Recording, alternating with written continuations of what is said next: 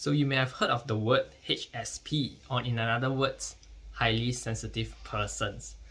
These people may have been around you, or they may be one of your friends or relatives. So some of these tricks that I'll be sharing with you, or some of these techniques, can actually help a HSP be happy and consistent throughout their lives. Okay, and before I start the video off, short reel.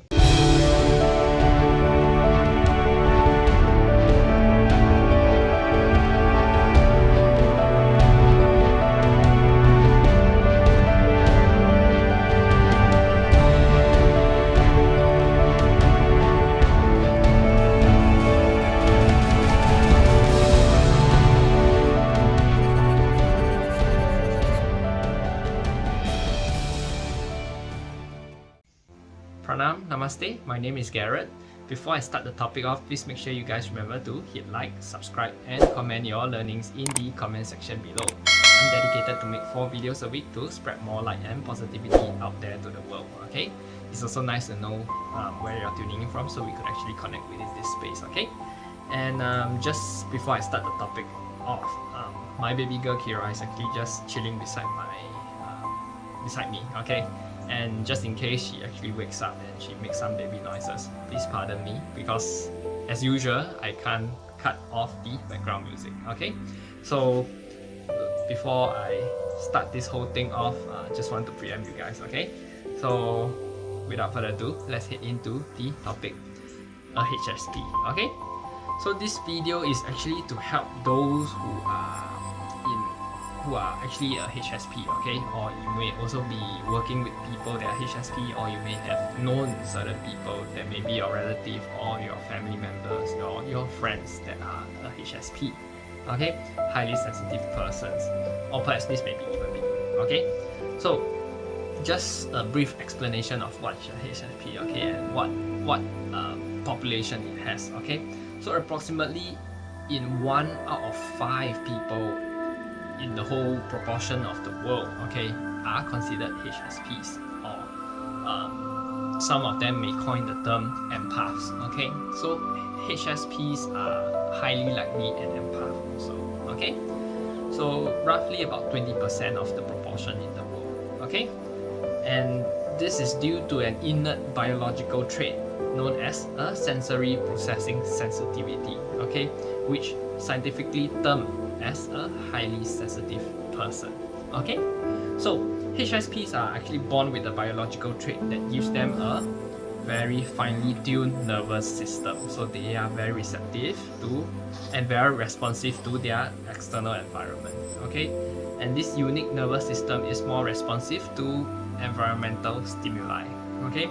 So they process information very deeply, and actually help them to feel more deeply and perceive the signs, the senses, okay, and sounds of the world in a much more amplified way, okay? So it's a lot more deep impact as compared to non-HSP feeling, okay? So for a highly sensitive person, right, we need to know their nervous system is unable to filter off all these stimuli that would actually not like the non-HSPs, they tend to become more easily aroused and overstimulated when there's a lot of stimulation all around us, okay? So by what others may experience as per normal, okay? So non-HSPs are able to sort of filter away all these stimuli, but HSPs, they can't filter away because of this biological trait, okay? And being a HSP, you need to know, and working 8 hours a day in a busy office with a lot of sensory inputs and stimuli, they would actually make these HSPs, right, go into fatigue by the end of the day because of this overstimuli, and they're absorbing a lot of all these energies coming in at them, okay? So or being in a group, okay? So take for instance, this person is an HSP. The HSP go out for a group gathering. A lot of they may be in a group and they may be going to a restaurant, and this restaurant is a little bit chaotic with a lot of people, a lot of noises. So they may become also overstimulated, and that would also make them very stressed because of the sensory stimuli, okay? So for example, being in a group with multiple conversations going on at the back, okay, with children running around playing, okay, and in the background. So, and even having these TVs, the music on, okay, this person would almost go bonkers, okay, and this highly sensitive person will actually feel out of control. They would, in other words, feel a little bit ungrounded, dizzy, or even experience a sensory shutdown. So they basically just zone out when they shut down from this whole sensory, okay? And when there is too much sensory information coming through at them, they will just space out because they can't take in anymore, okay? So this is why highly sensitive person, right, they reach their threshold for environmental stimuli much more quicker than non-HSPs, okay? And because of this natural biological trait or height in their central nervous system, that makes them very prone to overstimulation, okay? And this is why most HSPs, right, tend to prefer solitude as overcrowds, and they thrive better in a calm and peaceful environment, okay?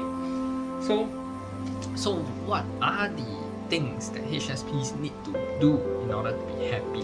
Let's find out now, okay?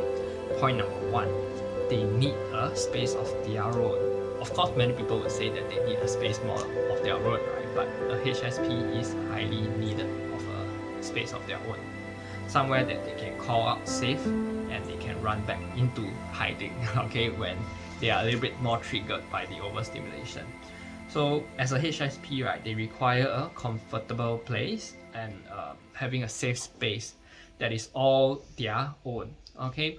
And it actually helps them to sort of heal up and have control over this space, and like a bedroom or office space or office room, okay, or even a house, okay, a place of refuge when they are actually they can refuge away from the rest of the world, and actually which actually makes them feel chaotic and overwhelming, okay.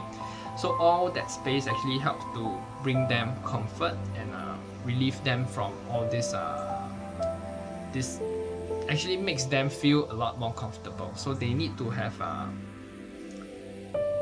all that space basically, and they can add in a lot of some ornaments, some of the decorations, something very personal to them, like decorations as well, okay. They can even you may even want to add in some of the plants, the indoor house plants, something that helps them to soothe. Biophilia is actually one of the well-being methods that's been used in workplace as well, to actually incorporate more life and greenery into the space, okay. So things like that is very makes it very comfortable for empath or HSP to actually thrive, okay. So it is important to for those who are also sensitive to light, okay, have a light switch dimmer that allows them to control the light switches, okay. So it sounds like some emo kid that's hiding at one corner with some hoodie on top of them, but okay, HSPs are pretty much just like that. A little bit seems like a little bit of odd bunch, but this is how HSPs are built, okay. I'm considered one of the HSPs, and I can't stand all the noise. I am very, very annoyed whenever that happens, but there is a degree of how severe your HSP can be, okay. Mine is mild to medium kind of HSP, so I'm not that serious, and I learn how to manage my own sensory stimulations, okay. So it's important that is to create a space that actually makes you feel good, okay. So you have somewhere to actually go and hide, okay, when where you could actually let down your guard and feel comfortable, okay. So that's point number one, So point number two, right, we need to know that the person needs to have personal boundaries, okay. These HSPs need to learn how to establish personal boundaries, okay. So having a healthy personal boundaries can actually help to bring benefits to many areas of your life. Of course, even non-HSPs also need to have personal boundaries, right? But HSP need to have even more boundaries, because being an empath, we draw energies in, we also tend to help others a lot more. So without having healthy boundaries, right, we drain out ourselves really quickly, okay. So in relationships, right, it might be difficult for you to separate your emotions from the emotions of others. Okay, so that is empath abilities. Okay, that is also a reason why you often have a hard time saying no. So certain people say they feel the emotions of the person saying yes, yes, yes, then they don't know how to say no because they've been feeling the emotions of the yes. So it's hard for them to say no. Or even prioritizing their needs before others. Okay? So if you have boundaries set in place, it actually helps to give you a chance to focus on your own needs and let you properly rest and recharge before the next stimulating event. So in other words, need to learn how to cut off and create some space. Don't always go and attend the parties if you don't feel like it. Okay, so create a set of healthy boundaries. Okay, so point number 3, a good night's sleep. Okay, so any healthcare industry would always tell you that how sleep is very important. Okay, how important a good night's rest, right, is whenever, especially for those who are new to being a parent, just like myself, the importance of good night's rest is really unavoidable. Okay, it's a must-have for all human beings. Okay, not alone, let alone the HSPs. Okay. So according to research psychologist and author Elaine Aron, okay, high levels of stress hormones, cortisol, and which is correlated with the poor night's rest. Okay, you need to know that when we don't rest, right, the stress level builds up very easily. Okay, due to that. So vice versa, a lack of restful sleep actually help us to increase the levels of cortisol in the body. So the cycle can be hard to break. Okay, so check the methods that actually allows you to stay comfy throughout the night. So you could even use like weighted blankets. You may even use an eye shield, wearing an eye mask. Okay, things like that can actually help you feel comfortable, and maybe make the room a little bit cooler as compared to warmer, because warmer is a little bit hard for us to fall asleep, right? So certain people might want it to be a little bit warmer, but most people would actually prefer it to be cool. Okay, so point number 4, the freedom to express your emotions. Okay, so you as an empath or a HSP actually find great value in relationships where you don't feel like you have to hide your feelings. So you feel close to these people because you're able to sort of open up and have deep stimulating conversations. Okay, so if Aaron actually notes this, right, that the key to a successful relationship, of course this key is for all relationships, for an HSP, right, is communicating what they want out of a relationship and finding a partner that actually understands their emotions and a part of their nature. This key is actually quite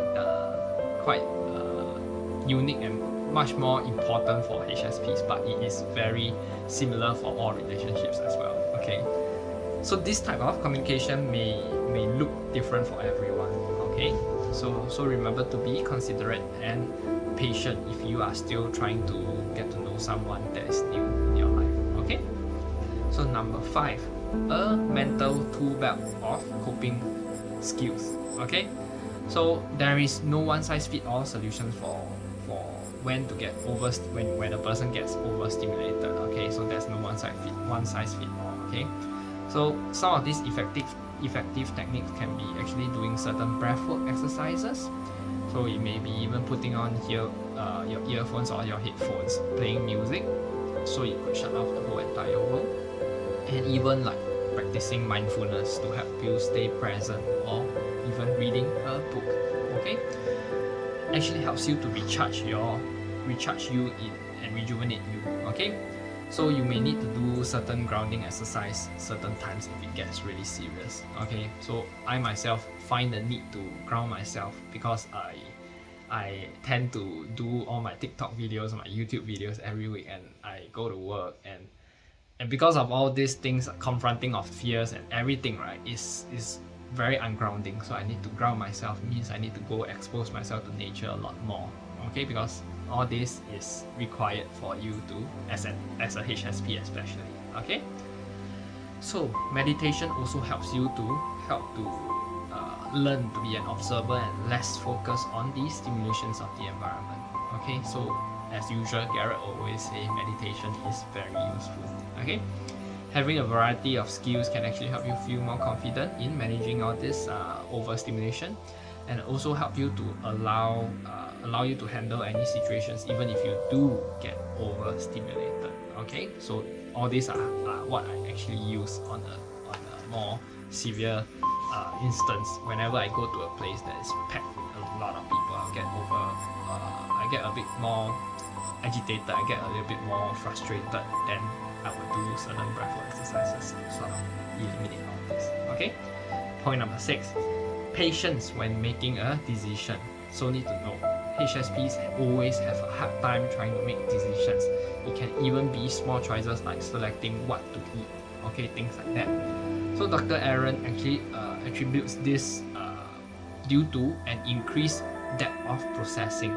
So a strength that is common for all HSPs, because we think a lot, right? So we over contemplate over things. Okay, so previously when I haven't went into awakening yet, I was an INTJ. So right now I become an INFJ because of awakening. Okay, so INTJ is intuitive thinking and judgment. So we think a lot, thinking and judging. Okay, so just because of that thinking and judging, we are over processing all this information. Okay, so she says that we notice even quite subtle aspects of our world, all the surroundings and all the people, and a vast array of these possible consequences just due to a simple choice. Okay, so we think a lot because we don't want to handle the consequence that may pop up due to poor choice. Okay, so all of this gets into the consideration of choice and what makes or what may be going to happen and what we should do. Okay, so this is due to the fact of making a small decision. Okay, so she actually say that she suggests that making a pros and cons list to thinking through all these decisions is very important, but also create like cautions against people that provides advice with you. Okay, so a pros and cons list is always the most classic and most useful method. Okay, always try to create as much pros and cons list in your life so that you can weigh the right decisions in your life. Okay, and also learn to make your own decisions and don't always rely on other people's input, because what may work for other people may not always work for you. Okay, so lastly, point number 7, have a healthy outlet. Okay, HSP actually take in a lot. Okay, we all know that already by now. So having a healthy outlet is a good way to cope with all your emotions. Okay, so firstly, physical activities. You could also perform things like yoga, dancing, exercising. Combat sports is one of the best way to let a HSP break through their barriers. Okay, and actually helps them to express their feeling through all this movement. Okay, and combat sports also help to actually toughen that HSP up a lot more. So that's why I went into Muay Thai when I started off my weight loss journey as well. Okay, so you may also find journaling very useful, which allows you to work through your feelings and emotions. Okay, or something more mindless like coloring, art, or music. Okay, so in all these techniques, right, I hope you learned something from this video. And if you do have HSP friends or relatives that may want to may have problems trying to work over their overstimulations, right, please be more mindful and understanding, so you could actually help. Now you understand all these techniques, then make sure that you cooperate with all these techniques and actually help them. Okay, and if you yourself are a HSP, then try out all this method. I'm pretty sure you will sort of benefit a lot from it. Okay, so with that, I end up this video. Hope you learned something from this video. If you do, please make sure you comment your learning, hit like and share if you find it very beneficial. Okay, thank you. Pranam, namaste.